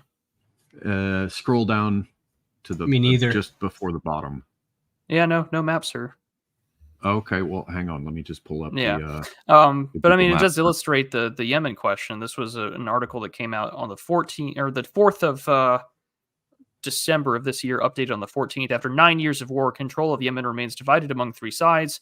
The government, the Houthis, and the separatist Southern Transitional Council hold parts of Yemen as a sidestep up efforts to end the devastating conflict. They argue that the Saudi-backed government is estimated to control about 55% of Yemen, while the Houthis hold about 25% and the STC holds about 20%, totaling an approximate 550,000 square kilometers, about 212,000 square miles. Despite covering just a quarter of the country's land, the Iran-aligned Houthi-held areas include a vast majority of Yemen's northern population centers, where roughly half of the nation's 32 million people live. On the other hand, the Saudi-backed government controls the country's oil and gas fields in the southern provinces of Marib and Had Hamarat further east, while the STC, supported by the United Arab Emirates, holds the southern economic capital of Yemen, Aden. Yeah, go ahead. Well, I was just going to say, do you see? Good God, it's not even. You guys can't even get it from there. Here, I'm going to copy it and I'm going to stick it in this other chat just so you can see. This is crazy. I don't understand why you guys can. I can see it and you guys can't. Here, I just posted it into our coordinating private chat, and hopefully you can pull the map up. There it is. Thank you. All right, open image. What a pain in the rear end. That's okay. It happens. Share screen. This one right here. There we go. Thank you. Sorry about that. No problem. I just wanted to point out, if you look at that sort of light green area to the left on the Red Sea coast of Yemen, past the Bab el-Mandeb, you'll see that is the area that is controlled by the Houthis. And so they don't have coastline in the Gulf of Aden before you pass through the BAM, as Mandrill's been calling it, or BAM. You see that they do have the coastline, though. They're in a little province directly along the coast that's low-lying called Hodeida. And just out of curiosity, I went and looked at the square kilometers of Hodeida because basically if you really wanted to take aggressive action to stop the missile attacks, maybe not completely, but substantially, you'd want to take that coastal area. So I was like, well, damn, how big is it? And it turns out that one little province in the green blob on the left along the coast of Hodeida, it's roughly the size of the U.S. state of Delaware. So, I mean, this isn't any major kind of revelation, but I figured it was worth looking into. You know, if they really did want to put boots on the ground, if they wanted to have coalition forces or whatever, you'd be looking at attempting to physically take over a strip of coastline about the size of the U.S. state of Delaware. So I just don't see them being able to militarily snuff this out. So that was my last sort of little observation I wanted to share, but I don't have anything really otherwise to add. Well, the only thing that I do have to add, and this is so incorporate time change, but also that this is from some reports that came from 7 hours ago from the what's going on with shipping people. That the Chinese 45th Naval Escort Task Force had left the Djibouti port. The JS Akabono also left the Djibouti port. The IRIS Alborz F-72 is operating in the Red Sea. That's an Iranian ship. From the Iranian media, during the Maritime Day of Celebration, December 10th, 2023, quote, Admiral Shahram Irani, commander of the Strategic Army of the Islamic Republic of Iran, also explained that the operational, political, and international dimensions of the 86th Fleet around the world and the video link of the 94th Fleet, the Alborz destroyer, was sent into the Red Sea. The mission of this force is protecting the lines of communication. He explained the shipping of the Islamic Republic of Iran and the maritime security of commercial ships. And of course, there's images included with where everyone is. So, I mean, it's older, obviously, from earlier, but it does illustrate that the Iranian Navy is there. The Houthis are deploying, of course, their own sort of small ships, their mines, and of course the missiles they have ongoing, and the Chinese are there. And so it illustrates a very tense part of the world that I don't think can be understated, that everyone is walking very, very carefully. And whatever that may entail, we're only going to see as this unfolds and plays out. If I were someone whose motto was God is the greatest, death to America and so on and so forth, that attacking on Christmas Day, the one of the most important holidays for Christians, on the Incarnation and Nativity, would be the way to do it. But again, that's me only speculating. I don't have any intel that would say that that's going to happen. It's almost like a Yom Kippur situation in that regard, right? You'll do it on a holiday. It tends to be the case. Yeah, a sacred religious one, exactly. Yeah. Mm. But that may just be something to consider in that respect, I think, in the long run. Can I just make a very quick observation about this map, by the way? You can probably see here from the concentration of provinces here. Obviously, the Houthis control the area around Sana'a.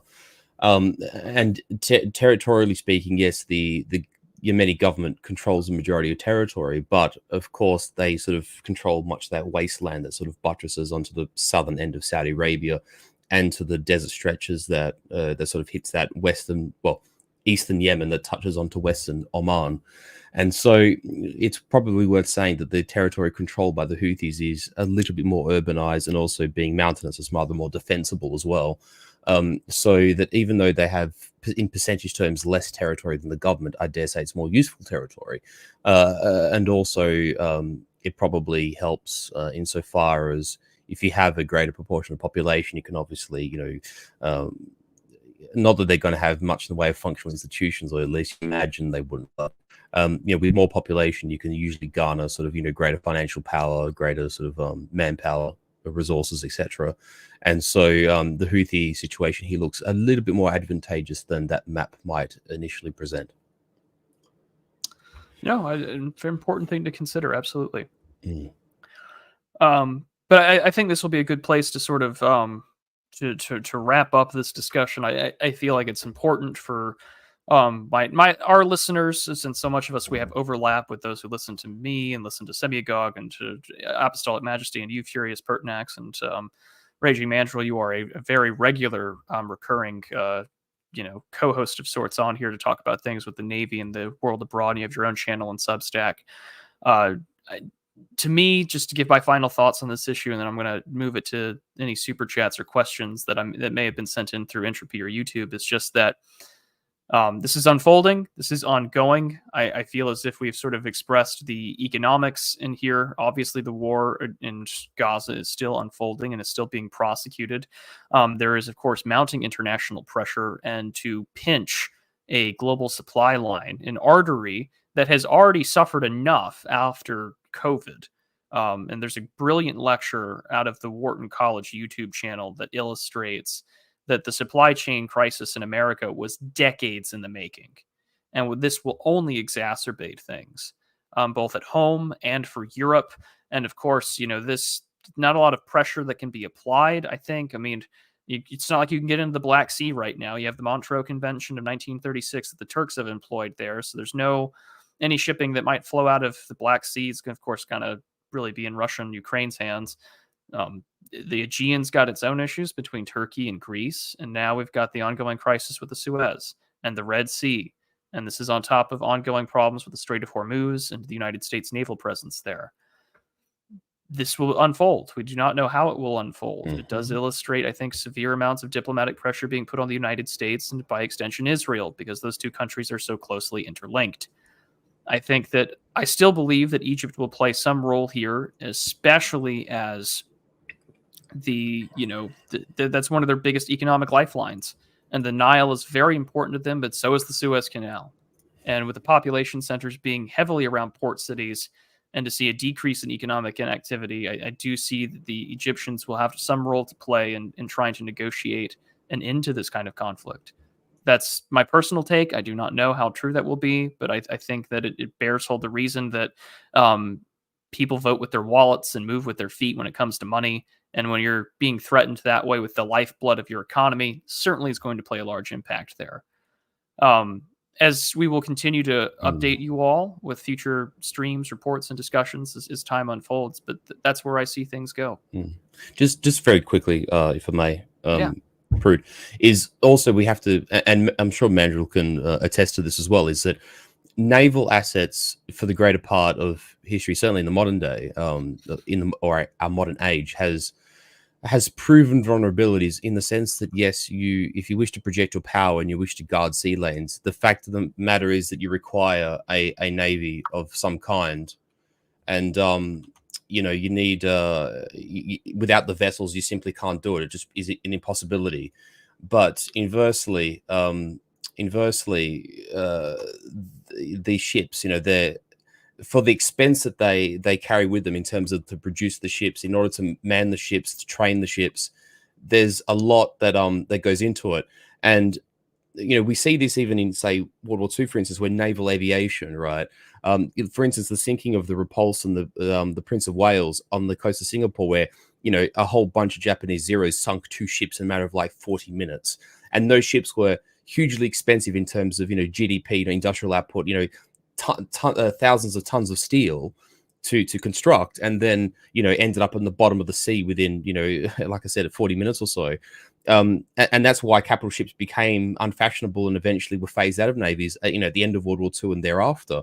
And again, we're sort of seeing this, that with ground-based missiles, a group like the Houthis can send a missile into the ocean, and support vessels might be able to shoot down some of them, but that isn't always the case. Like sometimes the missiles do get through, or sometimes with attrition or like a wave of attacks, utilizing these kind of weapon systems, some might get through. We've seen this like with the drone attacks in the Russia-Ukraine war, where the Russians have just used numbers to deplete Ukrainian anti-air systems and eventually hit their targets.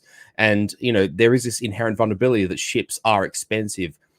Training crews is expensive. Their systems are complex, particularly in Western navies. But once their sort of peripheral defense systems are overwhelmed, they do have vulnerabilities. And, we would be cognizant to keep that in mind. I mean, Mandrill, I don't know if you want to chime in here, but I mean, that's something worth considering, is that the expense of maintaining this is high, and they have considerable vulnerabilities.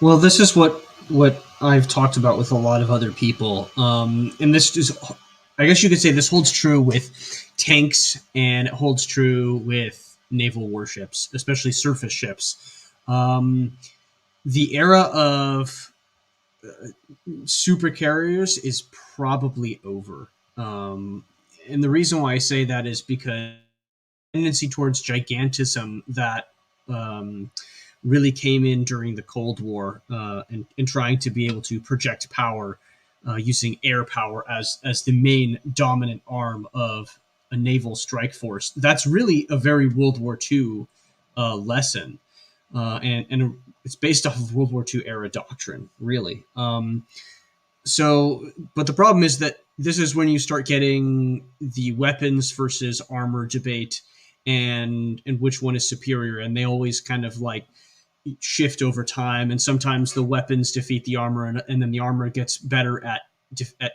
protecting against the weapons, and then the weapons upgrade. And all of that. And right now, Aegis as a system or spy or whatever, integrated missile defense system that you use, that's all. Aegis is the Greek word for shield, right? As people know. Correct, yeah. So that's what you've got is a shield, and you have several ships that are using, air to or surface to air missiles and Suez point defense, basically, to defend themselves and the carrier, the high value unit, if you want to use the special terminology, against an attack. And so once you've got either enough mass to get through all of your expensive assets, then, or you just have, specialized equipment to defeat the shield, it doesn't matter, right? You're going to start taking hits. And the problem is that the gigantism means that it's expensive, that it's difficult to maintain, that, you have to, there's logistical requirements for these things.